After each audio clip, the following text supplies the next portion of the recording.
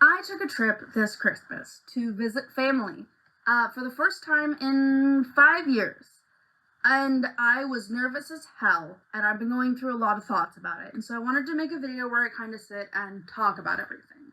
So this is definitely a more personal, more emotional video.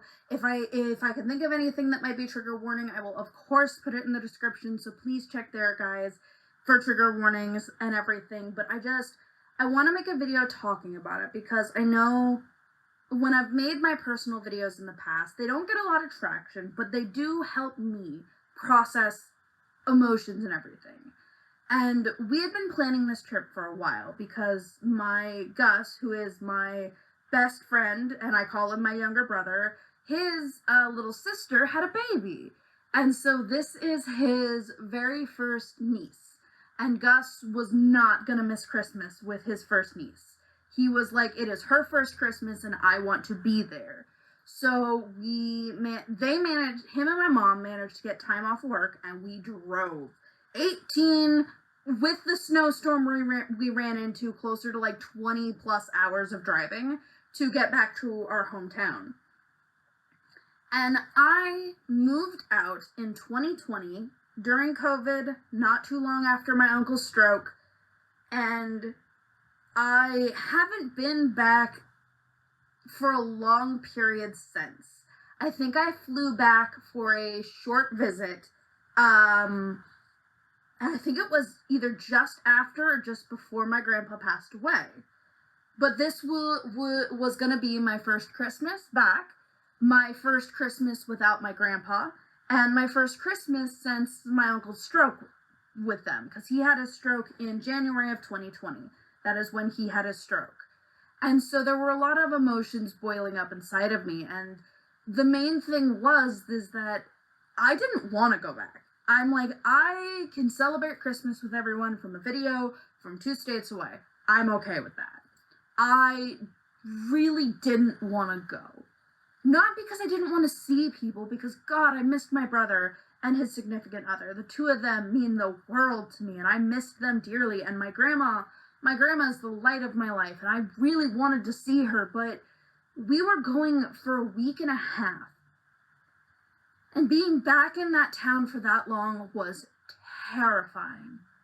I did not have the worst childhood. I can admit that. But I also have learned, I've been in therapy now for a decade. I've been in therapy over a decade now, and I have learned that my family was very good at minimizing each other's trauma, sadly. It's something they are stellar at. They're really good about minimizing each other's trauma because they loved the line, well, other people have it worse than you. Some people in Africa are starving right now. Some of my family's favorite go-to lines growing up. So I didn't realize that even though my level of trauma was probably less than a lot of other people's, it was still trauma, and it still affected me on an extreme level because it was personal to me. And it took me years to learn that. And so it wasn't the worst childhood, but it also was not a good childhood. Like, my parents tried in some aspects and failed in a lot of others. And it was not healthy in the household I grew up in. It was very emotionally abusive, me and my brother had to take care of ourselves a lot. We grew up way too quickly. And on top of all the home life issues, I was relentlessly bullied in school because I am a mixed race kid. My mom is half black. My grandpa is as black as they come. And I was growing up in a white town. You couldn't find another black person usually for miles when we lived there. People always looked at my grandpa funny when he would sit on the porch because they'd never seen a black man before. Like, it was so heavily racist in the town that I grew up in. It's better now because it's also a college town, so a lot of minorities have moved in. There's a lot more ethnicity than there used to be. Like, I will say that is one thing that was nice about moving back, is I remember that I could spend a day out and about wandering around and see maybe 1 or 2 mixed race, ethnically ambiguous people, Now I see them everywhere. When I was there, they were everywhere, and I'm like, oh, this is a nice change of pace. But growing up, that wasn't the case, and I was so relentlessly bullied and picked on and taken advantage of by a lot of my friends. A lot of my friends, looking back, were actually just using me, not actually being friends with me. It is wild to me just how much I realized no one was kind to me growing up there. None of the, main people from my childhood were good people. I even still have friends from my childhood that I talk to, but you can tell, I'm still friends with them and we're still close, but you can tell that if I were to bring up my race or actually talk about it, they'd get a little uncomfortable, and they don't know how to approach the topic. Gus is the outlier, honest to God. Him and, a small handful of my other friends growing up, outliers in that. There's not a lot of them, though. And so, on top of all the childhood trauma, the teenage years of trauma, the struggles with teachers, with classmates, with even my exes used the crap out of me and tortured me and were so horrible to me, both of the girls. Both of them left such a mark on me that it's honest to God the reason why I still haven't dated a decade later. I will say I'm much better now. I talked about it in a recent video, but I always associated the group BTS with the two of them, and I could not listen to BTS's music because of it. But last year, something happened, and I started listening to BTS's music again, and I didn't immediately think of them.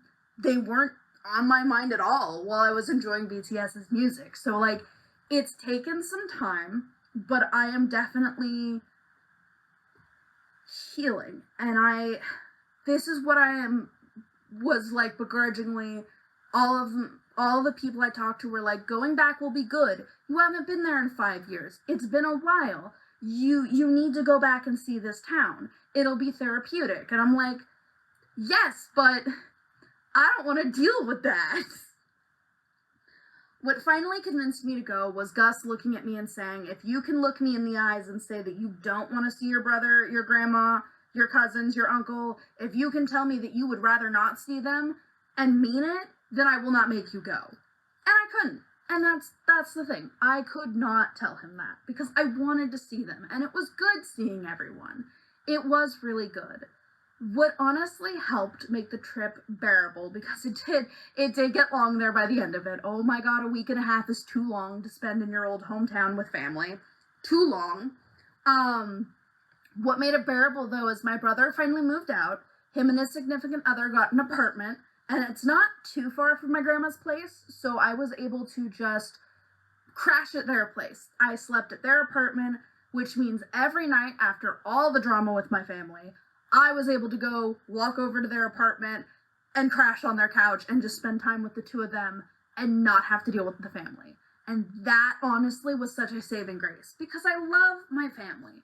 And that is something that I realized while I was there, is that I love my family. Family is very important to me. But my family has issues, has a lot of issues, and no one in my family really is working on it. Some of them are trying, but it's taking them a while, and I'm just like, I love you, but I'm good 2 states away. Very good from 2 states away. I can love you and support you while continuing to live my own life. And I'm all over the place trying to talk about this. I don't know if any of this makes any semblance of sense to you guys.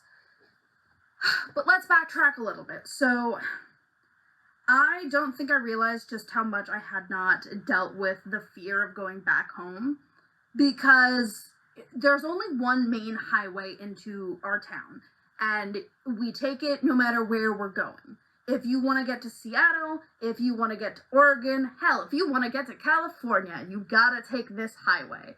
This is the main highway in and out of town. And when I started recognizing the lakes and I started recognizing the bends, I was just like, oh no. And I started uncontrollably sobbing. Uncontrollably sobbing in the passenger seat. I could not stop. And it got worse as we drove into, because you have to go into downtown and then you go into the upper north side of town where my family lives. And downtown hasn't changed. But you can't really change a town that's like packed together. Most downtowns are like that. It was all built, like the first part of the city that was built, it's all really close together. You can't really change anything about it. So downtown looked very much the same. So much the same. Like nothing really had changed. There were a couple new restaurants here and there, a couple new businesses, a couple new facades, but for the most part it all looked the same. And I just started thinking, oh God, this is going to be exactly like it was 5 years ago. It's going to be the exact same people, the exact same trauma. I was so scared that I was walking into a memory. And I realized that that was the issue. I still saw my hometown the way I did in my memory. And for a minute there, I didn't think it had fucking changed. But the further north we went, the further uptown we went, the more differences there started being, different new buildings, a couple of places torn down and replaced. Some stores had been moved out and moved in. Like, there was more changed the closer we got to my grandma's house, which made it a little bit easier. But that was the issue, is that so much, I still had the memory of my hometown as the exact way it was when I graduated high school 10 years ago. And I realized that it is not. It's got like, the amount of people in the town I currently live in, like, if you take the population of the town I currently live in, that is how many people have moved into my hometown since I left 5 years ago. Like, that is the amount of population boom that town has seen. Like, it is so, there's so many more people, so many more apartment complexes in that town, and you can see its growth and its change, and all honest to God, its progressiveness. Like, that town used to be so conservative and so white, and now it is finally, you're seeing color, you're seeing pride, you're seeing so much more inclusivity. There are still some bad parts, some really racist areas that were raised on racist roots, but it is making a progressive shift. Which does make me feel better about the fact that my brother lives there. Even though my brother is very much white passing. He looks like a white man. He got lucky in that sense. You could not clock that my brother was black unless you really looked at his nose. Because we all have grandpa's nose. The parish nose is not going anywhere. And my brother's significant other is native. So between him and her, I always worry about the two of them. But it genuinely feels like the town is not as bad as it used to be. There are still people, especially the older people in town, who are very much set in their ways, but it's not as nerve-wracking as it used to be when we first moved there, when we were, I think I was 8 and my brother was 11, when we first moved to that town, and we immediately got met with racism. Oh, was it atrocious. But it eased up a little bit, and then I saw my grandma, and I felt better. We all cried, because grandma was so happy to see all of us. Even my uncle cried a little bit. It's still weird. Something about strokes that they don't tell you until you have somebody or know somebody who has had a stroke, is that it can alter your brain chemistry a little bit. My uncle used to never show emotion, ever. He was not good at showing his emotions. He very much kept them inside and had weird ways of showing affection, but ever since his stroke, he cries more, he's more emotional, he's more apt to get angry too, which is not fantastic, but he's more expressive with his emotions now, and it's still kind of getting used to that, especially because I don't spend a lot of time around him like I used to, but it's so interesting what can happen once you have a stroke. And so my uncle's lost even more weight than he had before, so it was really hard seeing him. He still can't walk completely on his own, but he's made a lot of really good progress these 5 years, and he's doing the work, and that's good to see. My grandma is definitely thinner as well. I do wish she would eat more, but ever since grandpa passed, it definitely has been hard on her. Because her and my grandpa had been married for pretty much, they got married not long after they met, so they've been married, I think it was like 70 plus years. It was a long time, I know that much, but they were everything. And so it was weird to see them. And I enjoyed seeing my cousins as well. They're helping as much as they can with taking care of grandma. My baby cousin could use a little bit more growing up, but he is a teenager now. He is one of the younger of my baby cousins, and you can definitely tell he is a teenager influenced by a lot of kids at his school, and I recognize those influences because I went to the schools he's going to, and I'm like, they're not great influences, and I'm hoping he grows out of them, but we'll have to see. It was really good to see them, and that helped ease my nerves a little bit, and then what really, I think, changed everything for me with being up there was when I went to my brother's apartment. We had to just, we have rules about who is allowed and who is not allowed to be at my brother's apartment, so I was the only one who was allowed to go over, and Gus, when he dropped me off or picked me up from there, if we needed to go do stuff. But once I got into my brother's apartment, I realized that this is a brand new place. I have never been traumatized here. Nothing has ever happened to me here. This is filled with people who have never traumatized me before. Me and my brother worked out our issues long ago, and we've been closer ever since. I definitely was not the kindest to his girlfriend at first, and I regret that. I adore her now. She is his world, and I love having her as a part of the family. She is like an older sister for me, and I love that. And so I was in I realized that there was a safe space in my hometown, and that blew my mind, because up to that point, I had never had a safe space. As much as my grandma's house was a safe space most of the time, I knew my mom and my dad had access to it. I knew all my friends knew where that house was. I knew that if anyone wanted to come and fuck with me, they knew exactly where to go to find me. And for once, I didn't have to worry about that. No one knows where my brother's apartment is. Nobody's gonna go try to hunt me down. I could just be myself and just enjoy my time with my brother and his significant other. Like, it was so freeing. And that is what made that trip helpful. Because every night, like I said, I was able to go to his place and I was able to decompress. I was able to spend time with the two of them, joke around. We even had our own Christmas movie night, because normally every year we do Christmas with my mom. We do Christmas Eve movies. This year, me and my brother did go over and do that, but we also just had time with him, me and his significant other. We just had our Christmas movie night together. And that was a nice new experience, and I kind of like building new experiences with them together like that. It felt like we were all growing up together finally. And like, we've all been grown up for a while now. We've been adults for years now. But it's sitting in his own space and watching him move and really be in his own space, I realized just how much we have grown. And the fact that we are no longer the teenagers that our parents like to think we are. And that was such a beautiful moment. And it really helped. And with being able to go there every night, I was able to assess any drama or any prickly issues that I was having with the family. And that's when I came to that realization of like, I love my family, but I am better when I am away from them. Like, I am better with them from a distance. We are very supportive and loving, but the way they show love is not the way that my brain receives love. My brain doesn't quite compute that that is love, and it has a hard time with it. And that hard time is mitigated when there is distance between us.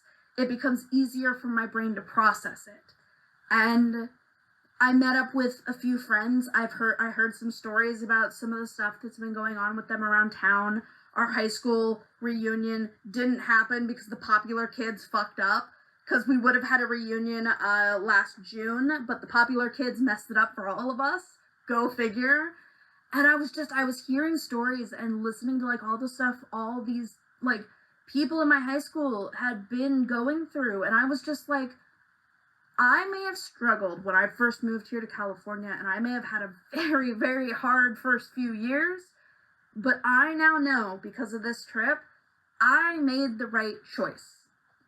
And that is what I have taken away from this trip, and what has made me feel more energized, made me feel more motivated to do things. Looking at everyone's lives, some of them have come out better than others. Some of them are honestly doing great for themselves. But hearing the stories and hearing like the stuff that goes on in this town, I'm just like, staying would have been the worst possible option for me.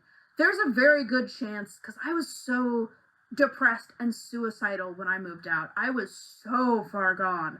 The amount of times I almost just walked into the desert when I first moved here and just kept walking is insane, because that's not okay. And I realize now that that's not okay. But if I had stayed in that headspace, in that town, so much would have happened to me. Whether it be me passing away, me getting into something I shouldn't be, something bad would have happened, and I feel that in my soul. And so I now know, without a shadow of a doubt, I made the right choice. And on top of that, I now know I can go back to my hometown and visit it and come home. Because even my grandma looked at me and said that you made a home for yourself in California, and she said that she's proud of me for it. And I know, and I've been talking to my therapist about this, I know that the only person whose opinion matters is my own, but I will say my grandma's opinion matters a lot to me, because she is the woman who, as much as my mom tried to, Grandma's the one who raised me. Grandma's the one who I idolized, the one who I look to when I need inspiration because of everything she went through. Marrying a black man and then moving cross country, like, my grandma is my inspiration. And when we were talking about it and everything, she was just like, I'm proud of you, because you did exactly what your grandpa did. And that's when I learned the reason they moved from back east to California. They moved there because Grandpa had a feeling. Grandpa felt like California was the place for them. He felt like something good would come out of moving to California, and he wanted to follow that urge. And he even looked at my grandma and said, I will move, you stay here with our kids, because at that time they had my mom and her older brother and her older sister, my uncle who had the stroke, her younger brother. They didn't have him till they got to California. But Grandpa looked at her and said, you stay with the kids, I'll go to California, I'll get a job, I'll get us a foothold in there. Grandma looked at him and said, no, if we're going to do this, and I want to do this for you, we're doing it as a family. And so they packed up their car, took their 3 kids, and they moved to California on a whim, just because Grandpa had a feeling. And I have never felt more connected to my grandpa than in that moment. Like, my grandma and my grandpa have been my rock my whole life. Those two, they were there when Mom and Dad had their fights. They were there when I got bullied at school. The two of them, as much as Grandpa would joke about it sometimes, they're the two that encouraged me to pursue music, to pursue my writing. They have been nothing but supportive for me my whole life. And to know that I am, in a sense, following in my grandpa's footsteps by moving back to California and coming back here into a place where I felt a calling towards, it means so much to me. That one conversation with my grandma made that whole trip worth it. That made the facing my father struggle worth it. Seeing my old house and visiting the grave of my cat, whom I didn't even get to see, who passed away a couple of years ago. I had him since I was a kid, and I didn't even get to see him when he passed because it was so sudden. And it made all of that worth it for that conversation, for being able to sit with Grandma and talk with her about this stuff and hear how much she is proud of me. And to know that I am very much like my grandpa in that way. And that I have more of my grandpa in me than I thought I did, is what I am learning. And I love that, because my grandpa, like I said, him and Grandma mean everything to me. This is my grandpa. This has his ashes in it. It has his watch on it. And I keep him with me in this living room. And he sits up on my altar watching over the living room with us.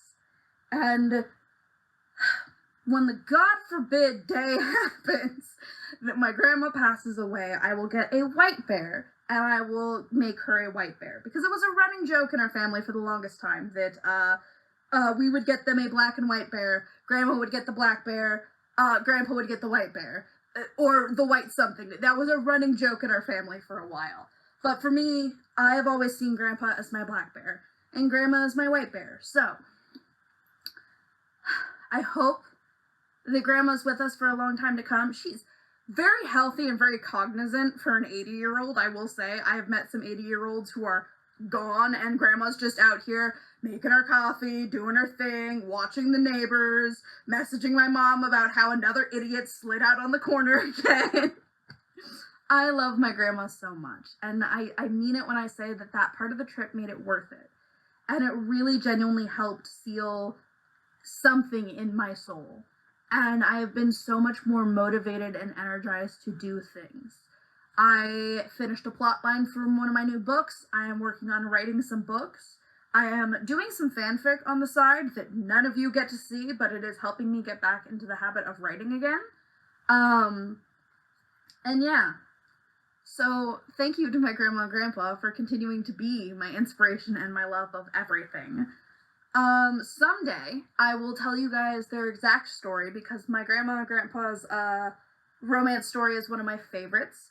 But I will save that for another video because I genuinely want to make that a plot line to one of my books. I want to take how my grandma and my grandpa met and how they came to be as a plot line for one of my books, as an homage to the both of them.